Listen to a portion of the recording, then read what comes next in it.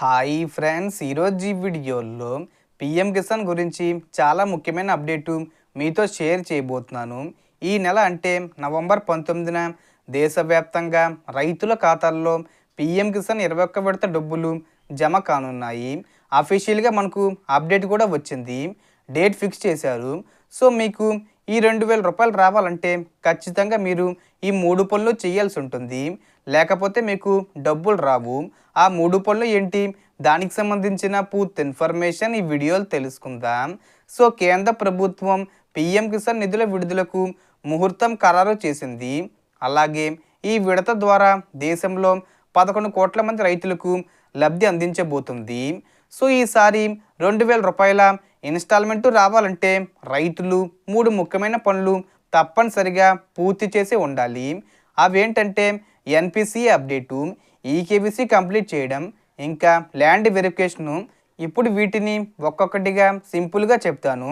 మొదటిది NPCA mapping, అంటే మీ bank ఖాతా ఆధార్ నంబర్తో సరైన విధంగా ఎన్పిసిఏ సిస్టంలో లింకే ఉండాలి.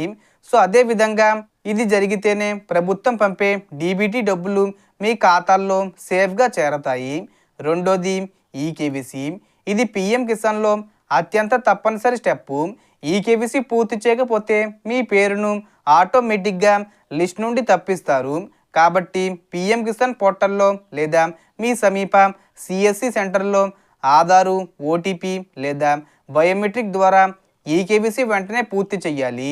మూడోది ల్యాండ్ వెరిఫికేషను, అంటే మీ దగ్గర ఉన్న భూమి వివరాలు, రికార్డులు, పాస్బుక్, రైతు పేరు ఆల్ మ్యాచ్ అవుతున్నాయని చెప్పి ప్రభుత్వం వెరిఫై చేస్తుంది.